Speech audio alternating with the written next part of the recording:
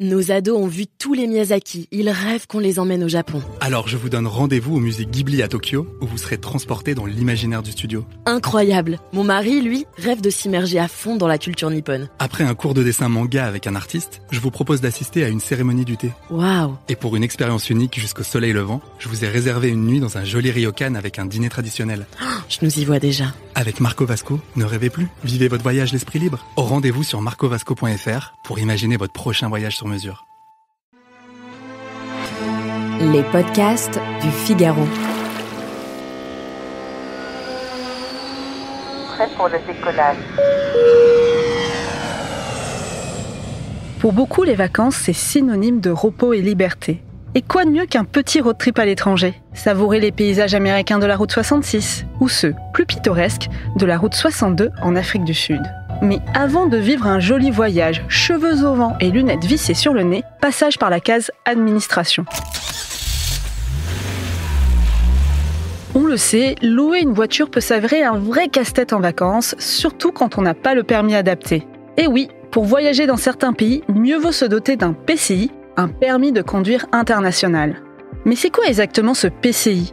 C'est tout simplement la traduction du permis national. C'est ce que nous rappelle le site de la sécurité routière, ouvrez les guillemets, le permis de conduire international permet de conduire à l'étranger la même catégorie de véhicules que celle indiquée sur notre permis national, fermez les guillemets. Ce document doit être présenté avec notre permis de conduire. Ça, c'est pour la définition. Dans quel pays peut-il être utilisé ? Avant toute chose, et c'est important, on n'en a pas besoin quand on roule en Europe. Sur le permis de conduire français, il y a le drapeau européen et ce n'est pas un hasard. Le document est valide dans tous les pays de l'espace économique européen. On parle ici des 27 pays membres de l'Union européenne, auxquels il faut ajouter l'Islande, la Norvège et le Liechtenstein. Il y a également la Suisse et le Royaume-Uni, mais attention, il faut remplir une condition, y séjourner moins de 185 jours, soit 6 mois. Et pour le reste du monde ? Eh bien, c'est là que ça devient un peu plus compliqué. C'est selon les pays. Au Costa Rica, par exemple, il n'y a pas besoin de permis de conduire international pendant les 3 premiers mois de son séjour. En Côte d'Ivoire, on peut utiliser son permis français pendant 6 mois. Dans d'autres pays, il faut demander une traduction assermentée ou exiger de passer le permis local uniquement si le séjour excède une certaine durée entre 3 mois et 1 an. Mais pour une grande partie des États, pas le choix. Le permis de conduire international est obligatoire. Bolivie, Cambodge, Chili, Égypte, Indonésie, Madagascar, Namibie, Thaïlande, bref, la liste est longue. Un conseil donc, avant de partir en voyage dans un pays, consultez bien les conditions pour louer une voiture sur place. Reste une question, comment obtenir ce précieux sésame ? Et c'est là que ça se corse, car selon où vous habitez, votre demande sera traitée en à peine quelques semaines ou plusieurs mois. Tout d'abord, il faut faire une pré-demande en ligne sur le site de l'ANTS, l'Agence nationale des titres sécurisés. Il faut fournir plusieurs documents.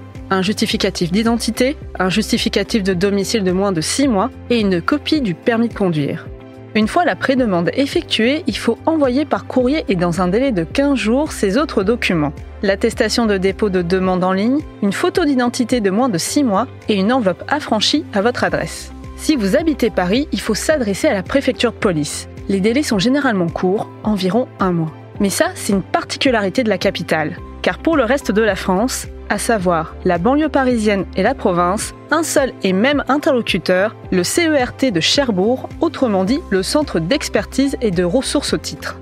Attention, les délais ont explosé depuis la pandémie, il faut attendre en moyenne 6 mois pour obtenir le précieux sésame, qui n'est autre qu'une simple retranscription du permis. Et le titre n'est valable que 3 ans. Alors un conseil, anticipez la demande, pour que voyager ne rime pas avec stationner. Merci d'avoir écouté ce podcast. Je suis Sophie Vincelot, journaliste au Figaro. Si vous avez aimé cet épisode, n'hésitez pas à vous abonner et à laisser votre avis. Vous pouvez retrouver Question Voyage sur Figaro Radio, le site du Figaro et sur toutes les plateformes d'écoute. À bientôt.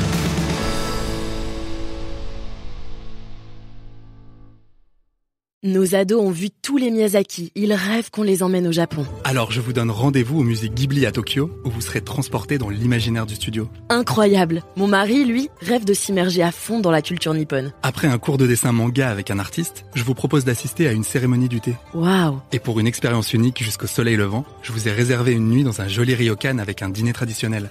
Je nous y vois déjà. Avec Marco Vasco, ne rêvez plus, vivez votre voyage l'esprit libre. Au rendez-vous sur marcovasco.fr pour imaginer votre prochain voyage sur mesure.